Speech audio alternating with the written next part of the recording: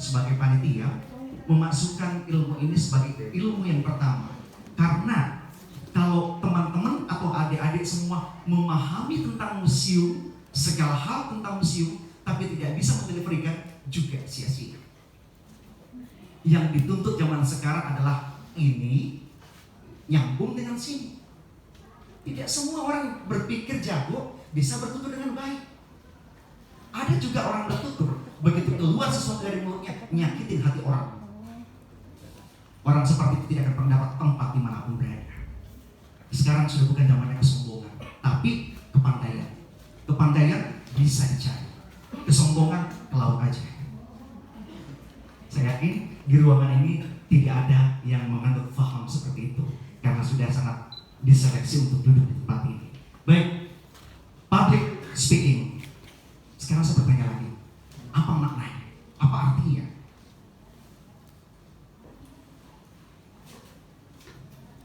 Baik, Assalamualaikum warahmatullahi wabarakatuh. Waalaikumsalam warahmatullahi wabarakatuh.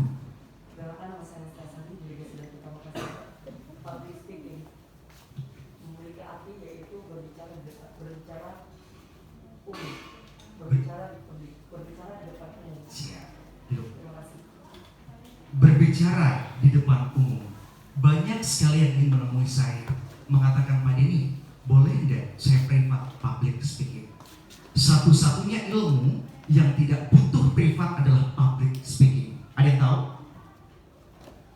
Speaking iya mungkin, public tidak bakal. Karena kita harus mengetahui teknik berbicara di depan umum. Mungkin ada yang saya terima kalau pengen misalnya privat. Di depan saya mungkin jago. Begitu berdiri di depan orang banyak, yang ada kertas berdusta. Boleh saya minta kertasnya satu lembar? Oh iya. Contoh misalnya, sudah merasa jago menyusun naskah dan segala macam.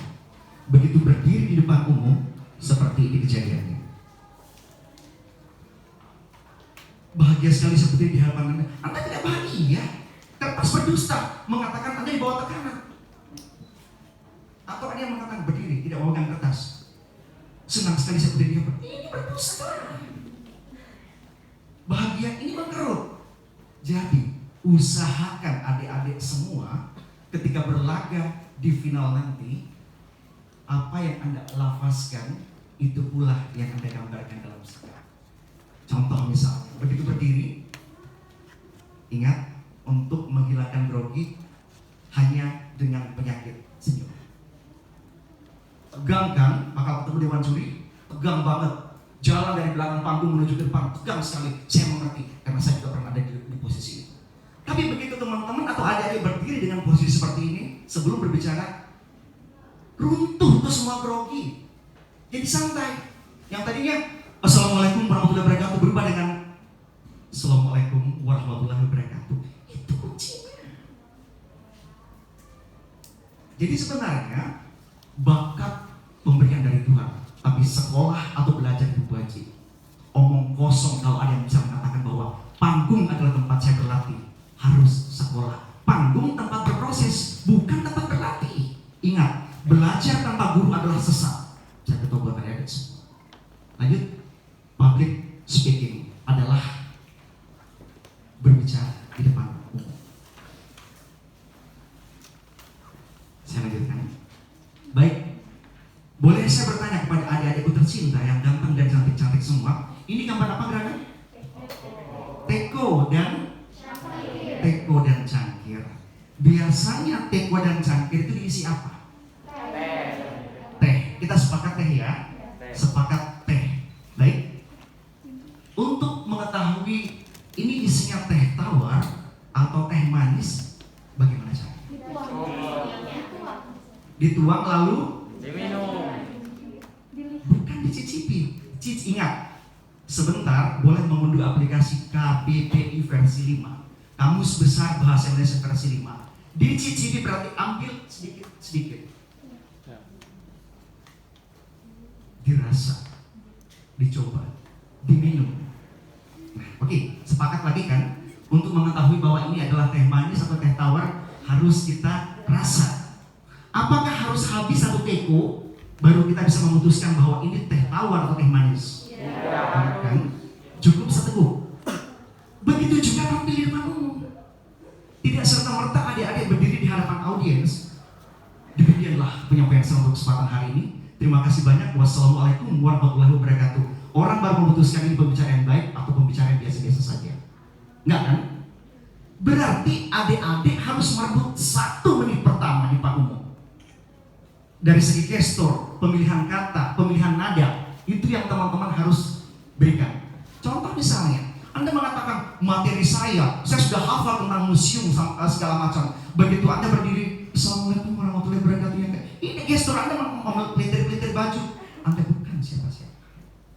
Ingat, gerakan yang berulang yang adik-adik lakukan di depan audiens itu jadi pusat perhatian. Ambil contoh misalnya, kancing baju saya copot 1. Otomatis kan saya dari tadi kepikiran kan misalnya, begitu saya berdiri di hadapan adik-adik, Assalamualaikum warahmatullahi wabarakatuh, senang sekali untuk semua. Pasti adik-adik lari ke situ. Karena ini mau mencari-cari, usahakan untuk menarik perhatian dari segi yang lain. Ini bisa copot, tapi saya bisa bergerak seperti ini dengan segala macam. Berarti tidak harus memperlihatkan kekurangan kita di depan audiens. Jadi ingat, berbicara di depan audiens rebut 1 menit pertama. Itu dulu. Masih ingat dengan iklan kesan pertama begitu menggoda? Selanjutnya, atau ini adik-adik ini udah dapat iklan itu ya? Dari milenial sih ya. Kesan pertama begitu menggoda. Selanjutnya terserah Anda. Berarti kita harus mencuri kesan pertama, pandang pertama dari seseorang. Karena tidak ada kesempatan kedua untuk merebut kesan pertama. Begitu kita bertemu, saya yakin begitu saya hadir tadi di sini, adik-adik screening saya. Mulai dari rambut saya, kacamata saya, baju saya, celana saya, sepatu saya, semua ada diperhatikan. Nah, demikian juga kalau kita berdiri di depan audiens, puaskan dulu matanya orang, baru ke telinga. Jangan salah, materi kesekian. Yang pertama adalah puaskan matanya. Setelah puas mata, baru kita beranjak yang lain. Baik, kita sudah sepakatkan ya. Jadi ingat, adik-adik duta museum begitu tampil di Klaro nanti, rebut 1 menit pertama. Tidak mesti harus menunggu nanti di tengah-tengah no. Ada kesalahan fatal sering terjadi kalau ada perlombaan menyanyi dan segala macam. Ada peserta yang mengatakan begini, Kak, ada baju saya rancangan Ivan Gunawan, nanti saya pakai kalau saya masuk final. Belum tentu kalian masuk final. Justru di saat penyisihan Anda harus pakai yang terbaik karena saingannya banyak. Demikian juga adik-adik saat tampil nanti satu persatu. Dan nanti saya akan dapat review dari teman-teman semua yang pernah dapat materi public speaking, tidak boleh ada yang gemetaran. Beruntunglah bukan saya duduk sebagai dewan juri. Lanjut. Tapi ada yang harus saya tekankan buat adik-adik semua. Meskipun kita hebat bertutur, hebat berkomunikasi, melalaikan adab, Anda bukan siapa-siapa. Adab di atas ilmu. Ada orang yang bukan orang kaya, bukan bangsawan, bukan dari keluarga berada, tapi karena adabnya luar biasa, dia duduk di sebelah sana. Adab, etika, tidak melihat status, pangkat, jabatan maupun juga golongan darah. Ada yang mengatakan saya darah biru, darah saya tinggi, saking tingginya barangkali nanti lama-lama stroke. Tapi yang dituntut adalah siapa adik-adik sekarang. Jadi satu paket, pandai bertutur, pandai berbicara, mengerti yang namanya etika. Lanjut. Untuk mencapai pengertian adab, kita, saya, adik-adik semua harus keluar dari zona nyaman kita. Tidak boleh mengatakan, saya kan anak pejabat, saya tidak boleh merendahkan diri. No, merendahkan diri bukan berarti rendah diri. Rendah hati. Nah, orang yang mengerti ilmu bertutur dengan baik punya banyak teman loh. Ada teman-teman itu baru parkir mobilnya di tempat parkir, di tempat kerja, teman-teman sudah berbisik, ada bising. Mau jadi begitu? Enggak kan? Ada, karena memang ada orang tuh kalau begitu masuk, semua orang dikomentari. Pikirnya mungkin seperti ini. Anda dong yang mengerti saya. dalam dunia pergaulan bukan orang yang diminta mengerti karakter kita, tapi kita yang menyesuaikan karakter audiens atau teman kita. Namanya siapa nih? Diva, Afi. Baik, anggap saya masuk dalam suatu organisasi atau komunitas. Yang pertama saya temani akrab di antar teman-teman satu ruangan adalah Afi. Mungkin saya pernah kenal sebelumnya, atau mungkin juga saya memang langsung klik dengan Afi. Afi kasih tahu saya dan saya bertanya, Dek, Khadijah itu bagaimana karakternya? Khadijah itu kadang sensitif orangnya, hati-hati kalau ngomong, gampang tersinggung, hatinya selalu sutra. Oke, saya mengerti. Kalau Diva, wah Diva nyablak kadang, asik diajak berteman. Yes. Ubay. Ubay. Kalau Ubay, bagaimana karakternya? Ubay itu kadang orangnya hobi makan dan pandai memasak misalnya. Oke, saya rekam di memori saya. Begitu saya masuk dalam komunitas, saya ingat pesannya Afi. Saya ketemu sama Khadijah, saya hati-hati ngomong. Ketemu dengan Diva, saya nyablak. Dengan Ubay, kalau saya kepengen makan siang, santap siang, Ubay yang saya ajak. Karena semua warung-warung di Kota Makassar seluruh dunia dia tahu semua. Berarti kan saya diterima oleh semua kalangan kan? Iya. Tidak boleh sama mengatakan, Khadijah, kamu dong yang mengerti saya. Nama saya orangnya begitu. Tidak bisa. Disitulah Anda memilah dan memilih pertemanan. Orang yang memilih-milih teman, memilah-milah teman, rezekinya tidak akan maksimal. Itulah hidup penuh dengan perjuangan. Saya banyak yang memusuhi, tidak ada masalah. Silahkan memusuhi saya. Yang penting saya dengan fokus dengan garis lurus saya. Kalau saya banyak dimusuhi orang, berarti banyak orang yang memikirkan saya. Waktunya habis untuk memikirkan saya. Waktu saya habis untuk merebut keberhasilan. Selamat tinggal. Lanjut. Nah, adik-adik akan menyandang gelar duta, insya Allah. Meskipun adik-adik tidak menang, tapi adik-adik sudah duduk di tempat ini adalah seseorang yang pernah ingin menjadi duta. Apa yang harus kita rubah? Mental, fisik, emosional, kepribadian, dan pemikiran. Ini kelihatannya gampang, 5, tapi luar biasa mempertahankannya. Mental, kalau mentalnya kita mental kerupuk, tidak bisa tampil berbicara di depan audiens, jangan lagi coba-coba. Kan sekarang banyak orang tuh misalnya, anggaplah misalnya Khadijah, ketua panitia, berhalangan di disposisi ke wakilnya, Diva yang tampil. Biasa kan keluar, aduh mati nih lasso. Milih mati daripada berbicara di depan umum. Padahal saya beritahu adik-adik semua ya, berbicara di depan orang banyak, disaksikan oleh orang banyak, indahnya luar biasa. Apalagi jika dibayar, luar biasa Pak. Nah, berbicara menyenangkan, orang rela membayar mahal. Tapi kalau berbicara asal bunyi, jangankan membayar, duduk meluangkan waktu pun nggak bakal duduk deh. Tuh. Berikut fisik. Nah, duta tidak boleh tidak bagus fisiknya. Kenapa polisi ada tes kesehatan dan segala macam ada tes kesehatan? Karena pekerjaannya berat. Demikian juga nanti adik-adik kalau terpilih kan, begitu ada tamu dan segala macam, kemungkinan akan berangkat ke luar negeri, ikut pelatihan, dan mungkin ingat jangan Anda sepelekan, jangan adik-adik sepelekan acara duta-duta. Bisa membentang jalan buat adik-adik untuk menjadi seorang ASN. Berikut emosional. Kita kan bergaul dengan orang banyak dari berbagai karakter. Dirasain orang biarin, diceritain orang urusannya, dibenci orang biar Tommy. Selama kita tidak mengganggu lain orang, dilarang melarang kesenangan orang yang pasti tidak mengganggu lain orang. Itu kata Romaira.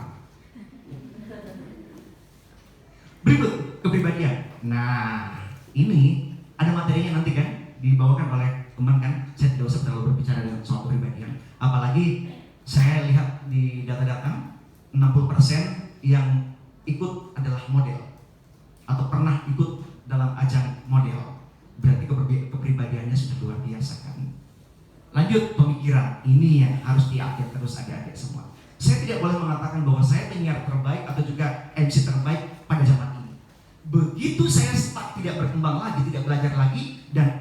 misalnya belajar terus, saya akan disalib sama Afif. Ingat, ilmu public speaking berkembang terus. Jadi saya kadang-kadang ketawa kalau ada MC mengatakan, saya MC paling senior, saya MC paling hebat, tapi lupa update pengetahuan Anda tidak, bukan siapa-siapa jika dibanding sama junior. Ilmu berkembang terus. Sampai sekarang pun saya masih belajar. Saya buka di public speaking bukan sekedar buka, tapi penuh perjuangan dan doa. Dan saya belajar. Tahun 2018 saya adalah pembicara terbaik nasional. Cuma tak kenal maka tak sayang. Nah, banyak orang menganggap, oh Denny Aziz dulu seperti ini. Iya dulu, lain sekarang. Berikut saya lanjut, adik-adik semua. Nah, dalam profesi apapun kita wajib memiliki 3 kemampuan. Yang pertama adalah kemampuan berbicara. Kemampuan berbicara. Ingat, dari lahir kita sudah dianugerahi alat ucap yang sempurna oleh Allah Subhanahu wa taala. Bibir atas, bibir bawah, gigi, lidah dan lain sebagainya. Itu ada fungsinya untuk melafazkan kata, untuk berucap, untuk berkata-kata. Tapi yang jadi masalah, banyak di antara kita yang tidak mau melafazkan kata dengan sempurna. Biasanya ini perempuan. Namanya siapa Dida? Tita. Nah, baik. Tita, anggaplah misalnya kita lagi pakai lipstick yang mahal banget ya. Mahal waktu masih belum pakai masker. Tiba-tiba Ubay nanya, kalau mau ke Makassar, Tita, kalau mau ke Pasar Sentral naik apa? Karena Tita misalnya ragu-ragu pakai lipstick mahal, kalau mau ke Pasar Sentral naik VT-VT. Nah, anggap Ubay bukan orang Makassar. Yang terekam di memorinya adalah angkot di Makassar namanya VT-VT. Jadi jangan sepelekan satu huruf, kita nggak boleh korupsi loh. Kami penyiar televisi, penyiar radio tidak boleh korupsi, apalagi jika dibayar. Pertanggungjawabannya berat. Nah, tuh. Berikut, berbicara. Sekarang pindah ke berbahasa. Saya tidak tuntut dulu buat adik-adik menguasai bahasa mancanegara, itu ada bagiannya. Sekarang adik-adik yang saya tuntut bisa berbahasa Indonesia dengan baik dan benar, karena kita adalah warga Indonesia. Sangat lucu kalau ada orang ngomong campur-campur bahasa mancanegara. Begitu kita tanya apa bahasa Indonesia, bakunya ini nggak ngerti, kesian banget. Berbahasa. Cuma kita ada di tanah Sulawesi Selatan, adik-adikku tercinta. Kita terkendala dengan 2 hal. Satu, dialek. Nah, di Sulawesi Selatan kan ada beberapa tempat atau daerah yang sedikit mengalun dialeknya ya. Saya sebut saja, saya ke arah bawah dulu ya. Maros, Pangkep, Bone, Sopeng, Wajo, Sinjai, Enrekan. Nah, Toraja. Tapi saya kasih tahu adik-adik semua, berbicara atau berbahasa Indonesia dengan tatanan SPO yang tepat diiringi oleh dialek daerah bukan sesuatu yang salah. Selama ini kan mungkin malu ya kalau ngomong, dialek saya terlalu mengalut. Ada orang Bone di sini? Izin saya pakai sampel orang Bone misalnya. Saya mau pergi makan. Mungkin ada yang ketawa, loh, yang mengucapkan juga orang Bone. Kemudian SPOK yang tepat, nggak ada yang salah. Tapi ada cumanya. Jika namanya siapa saya? Reza terus Rindi. Reza dan Rindi begitu akan menjadi pembicara level nasional, harus berusaha untuk menjadi pembicara yang tidak ketahuan asal-usul. Nah, pernah saya diminta untuk memberikan materi keprotokolan di Kabupaten Bone. Hanya dengan waktu 2 hari pelatihan. Saya bilang begini, tidak mungkin dong 2 hari itu saya bisa mengubah dialek orang Bone. Tidak. Jadi yang harus saya lakukan, membetulkan, membenarkan susunan acaranya. Itu saja, dan teknik membawakannya. Selain dialek apalagi? Okot. Tapi ingat, okot ada 2 jenis. Yang pertama, okot karena kecelakaan. Kita semua, adik-adikku semua, mungkin kita fasih berbahasa Indonesia, tapi tiba-tiba kita okot kan? Tapi kita betulkan, berarti kita mengerti kalau kita okot. Jangan merasa malu kalau tiba-tiba ngomong tiba-tiba okot, tapi dibetulkan. Dunia belum berakhir. Tapi ada orang mentong itu okot 3 dimensi. Okot pengucapan, okot tulisan, nggak ngerti pula kalau dia okot. Nah, tuh kan, saya bisa menyampaikan ke adik-adik bahwa untuk melatih okot itu adalah butuh perjuangan dan butuh pergaulan. Saya asli Sengkang, Kabupaten Wajo. Orang tua saya dua-duanya ya kalau ngomong ya okot. Nah, tapi ternyata saya beruntung.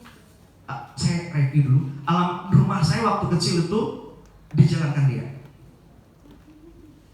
Tahu kan Jalan Kandia? Nah. Dulu di zaman masih taksi, kalau kita panggil taksi tidak mau ke situ. Karena perang-perang kan. Perang-perang di sana. Belum merdeka orang di sana, masih perang terus. Tapi beruntungnya saya sekolah di SMP 6.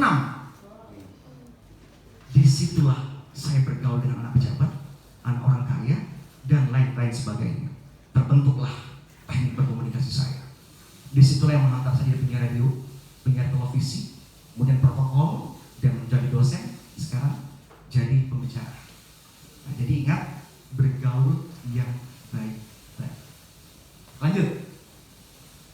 Kemudian yang ketiga, menyimak. Nah, ini ada orang jago berbicara, hebat berbahasa, daya simaknya lalot. Kalau seperti kakak Dini yang agak-agak lalot, nggak ada masalah karena sudah mungkin memori saya tinggal berapa giga kan. Tapi adik-adik masih fresh, masih 1 ekstrak, masih 1 giga mungkin. 1 tera. Jadi kalau adik-adik seusia kalian apa tahu seberapa nih? 19, 18. Aduh, masih segar, masih fresh. Contoh misalnya, nah sering terjadi seperti ini. Harus kuat daya simak adik-adik semua. Anggap Tita adalah karyawan saya. Saya adalah pimpinannya. Saya ngomong begini ke Tita. Dek, tolong fotokopi 10 lembar, bawa ke ruangannya Api 5 lembar, bawa ke ruangan 5 lembar, pakai uangmu dulu. Itu kan perintah berantai kan? Kalau Tita tidak hati-hati, bisa saja Tita salah melakukan tugas. Karena kenapa? Kadang-kadang contoh misalnya, dia Tita tolong fotokopi 10 lembar, bawa ke ruangannya Api 5 lembar, bawa ke ruangan saya 5 lembar, pakai uangmu dulu. Lari Tita, apa dia ditanya teman apa tadi disuruh bapak? Padahal dia komunikasi. Nah, saya informasikan buat adik-adik semua. Untuk hal-hal seperti itu, yang menyuruh dan disuruh harus punya perasaan. Kalau saya menyuruh seperti itu, tiba-tiba matanya kita putar-putar, saya harus tanya, dia udah mengerti? Nah, tapi pertanyaannya harus turunkan volume. Sudah mengerti? Kalau mengerti kok, pasti kita, iya pak sudah, padahal tidak mengerti. Sebaliknya, Tita atau adik-adik yang disuruh, entah siapapun, kita berhak untuk minta repeat. Tapi dengan kesantunan, izin minta, boleh diulang? Kan begitu. Oh ya, otomatis kalau kita sudah minta diulang, pasti saya perlambat. Dek, fotokopi 10 lembar, bawa ke ruangannya Api 5 lembar, bawa ke ruangan saya, pakai ini uangmu dulu. Nah, ngerti kan dia? Jangan sampai karena informasi tidak jelas, salah pula hasilnya. Konon ada pernah ibu rumah tangga menyuruh anaknya untuk beli isolasi di warung sebelah, karena yang menyuruh tidak jelas, yang disuruh tidak bertanya, yang dibeli alhasil adalah terasi. Pasti anaknya mikir, tumben mamanya suruh beli isolasi, biasanya kan bumbu dapur kan ya. Nah, baik, yang terakhir kenapa saya menulis itu bonus? Karena di beberapa tempat saya bawakan materi adik-adik semua, ternyata tidak ada lagi materi pelajaran menulis indah. Anak saya sekarang yang sudah kuliah, kalau saya lihat tulisannya cakar ayam. Sementara dulu kami yang dituntut untuk menyalin dan menulis di SMP 6 kemarin tuh, waktu saya masih SMP, kalau ada pelajaran bahasa Indonesia, guru saya kalau ada, kan kita disuruh biasa kan, kalau guru malas zaman dulu kan, menyalin dulu di atas papan tulis, padahal kita punya bukunya untuk menghabiskan waktu. Pasti saya yang diminta karena tulisan saya cantik sekali. Nah, menulis saya bawa karena public speaking, artinya adik-adik pada saat akan tampil presentasi atau dimanapun, tulis, ketik sendiri. Begitu adik-adik menulis dan mengetik materi Anda, ada apa ya? Ada sesuatu, ada energi yang keluar. Kemudian adik-adik berpikir, begitu saya nanti di panggung mengucapkan kalimat begini bergerak tangan saya, begini ekspresi wajah saya. Anda tahu. Begitu di atas panggung kan tinggal diekspresikan. Ingat, jangan menghafal materi. Yang harus dilakukan memahami materi. Karena kalau adik-adik menghafal, begitu Anda belibet, ada yang lupa, buyar semuanya. Tapi kalau adik-adik memahami dan mengerti, kalau adik lupa, improvisasi. Satu lagi, ini tips buat adik-adik ya. Anggaplah misalnya sudah membuat naskah beberapa lembar untuk dipresentasikan di atas panggung nanti tentang museum, berbagai museum dan segala macam. Begitu ada yang adik lupa, closing. Demikian penyampaian saya. Terima kasih banyak. Wassalamualaikum warahmatullahi wabarakatuh. Jadi tidak tahu Anda akan ngomong apa. Daripada harus tuntas. Diteriaki sama audiens, tamat riwayat. Jadi makanya jangan menyebut angka. Contoh misalnya kita naik ke atas panggung. Baik Bapak dan Ibu, museum adalah tempat bla bla dan seterusnya. Ada 8 hal yang perlu kita perhatikan. 1, 2, 3, 4. Begitu 5 kita lupa. Aduh, belibet kan, pusing. Jadi kuncinya kita jangan nyebut ada 8, ada beberapa hal. Berapa yang kita hafal, itu yang disebut. Jadi tidak bakal ngerti. Kecuali adik-adik lomba pidato. Apalagi hati-hati, adik-adik kan akan menyebut data ya. Data tidak boleh main-main. Lanjut. Nah, kami yang berkecimpung dalam dunia public speaking pernah mengadakan penelitian terhadap 3.000 manajer perusahaan, termasuk pejabat, tentang ketakutan terbesar mereka.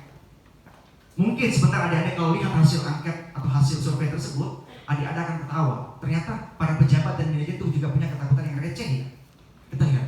Yang pertama, 3% manajer dan pejabat takut gelap, takut mati, kedalaman, keuangan, dan juga kutu ular dan lain sebagainya. Itu 3%. Berikut, 5% takut lift. Bayangkan Maki kalau kantornya di lantai 28, tiap hari harus stres. 8% takut eskalator, mungkin takut kejepit.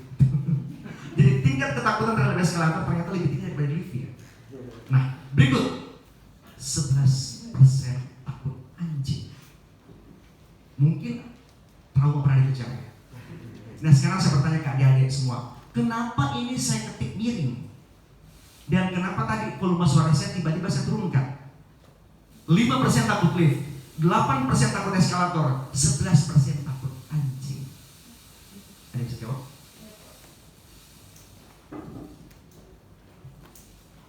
Baik, terima kasih atas keterangan. Untuk 11% yang mengenai anjing, hal itu karena anjing memiliki 2 kata. Misalnya 2 makna.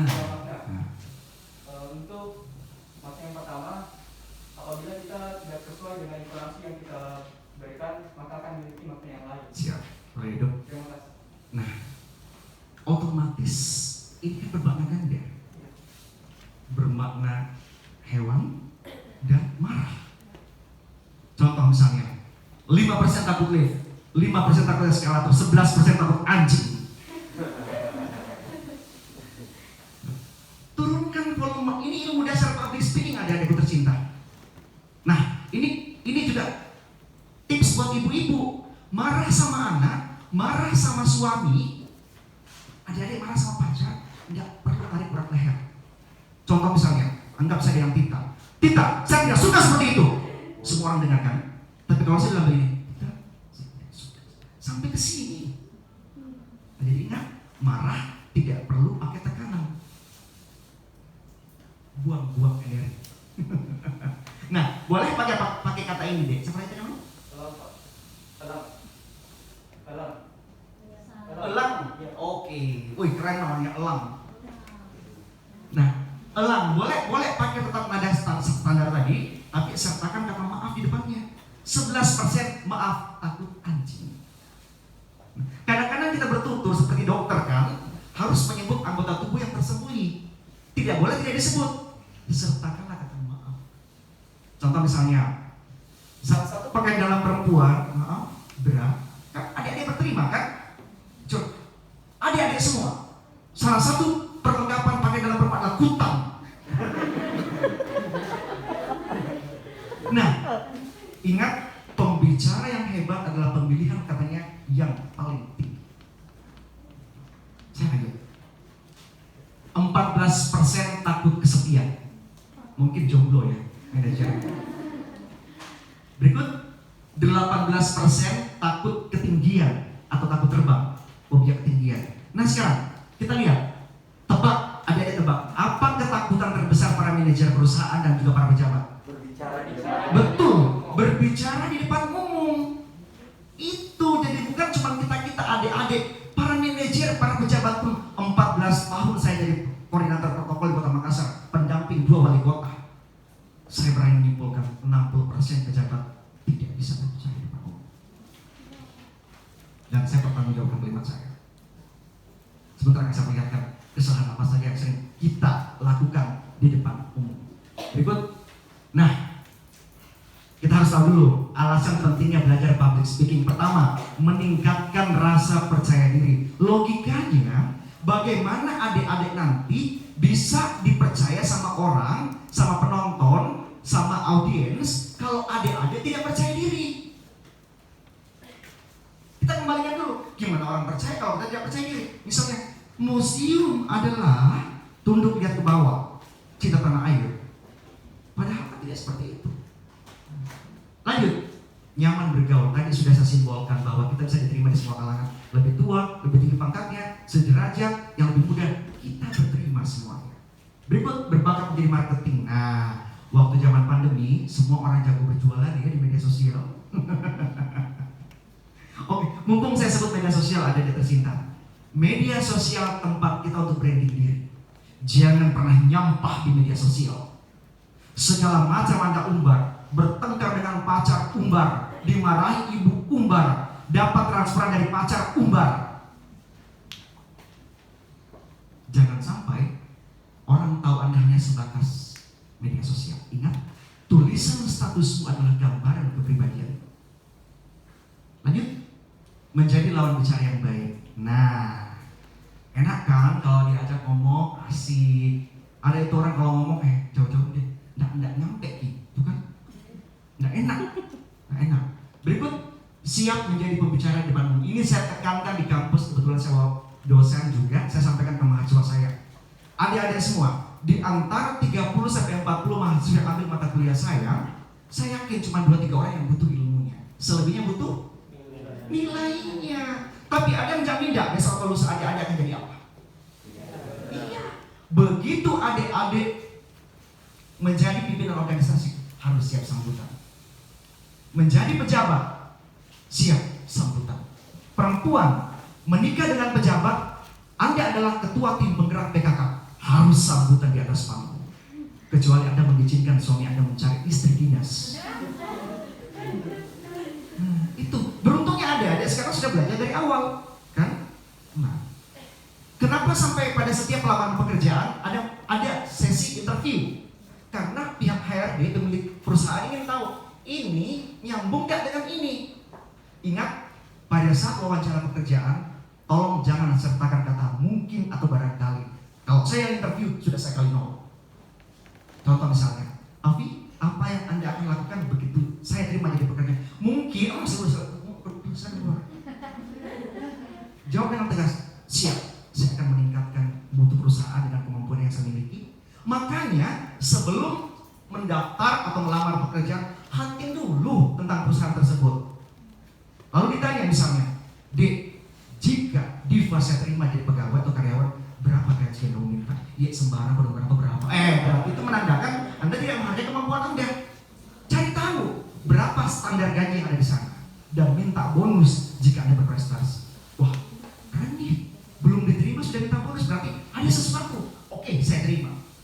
Seperti itu. Demikian juga nanti pada saat adik-adik sambutan atau juga ngomong di panggilan juri, tolong jangan pakai kata mungkin. Mungkin inilah yang dapat saya sampaikan. Berarti Anda ragu-ragu. Anda harus nyetok atau tidak. Demikianlah yang dapat saya sampaikan. Bukan mungkin inilah.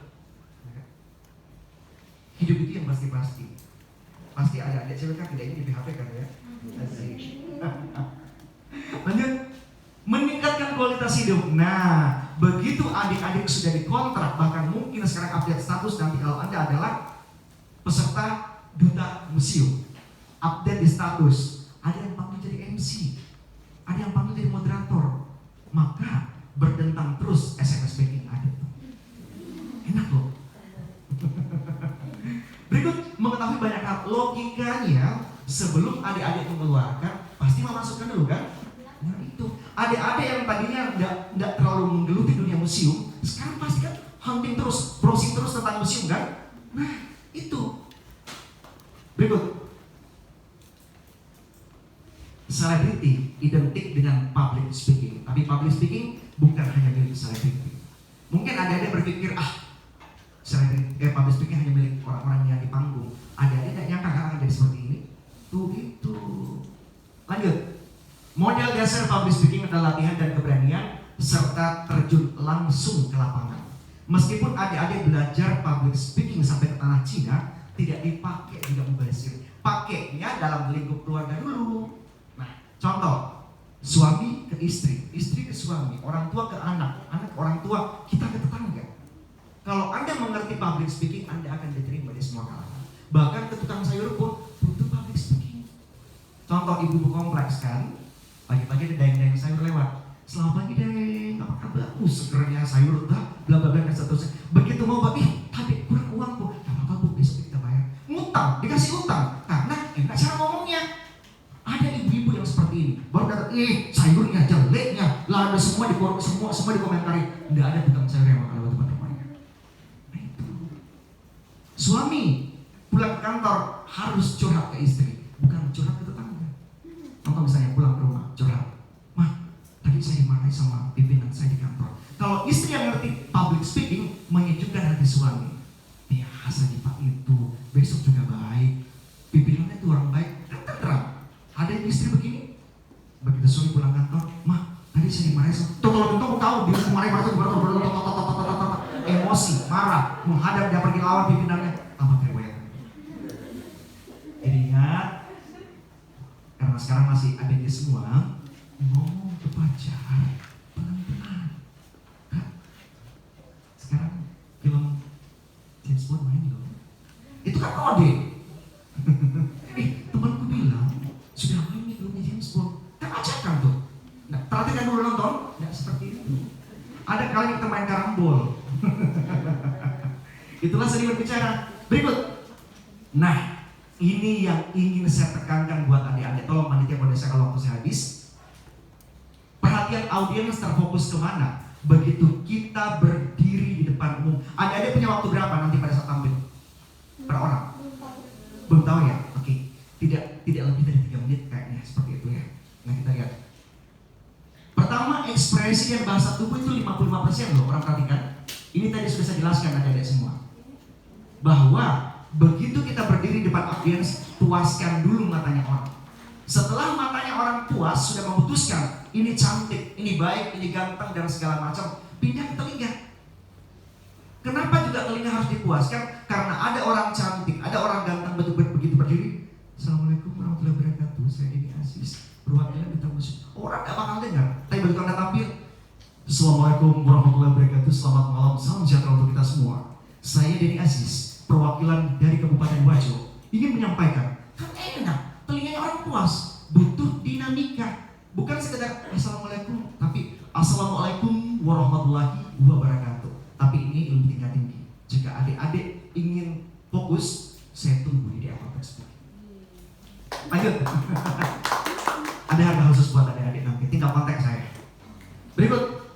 Tekanan suara kan tadi 38%. Materi, tahu nggak? 7% loh orang perhatikan. Paling kecil orang perhatikan materi Anda.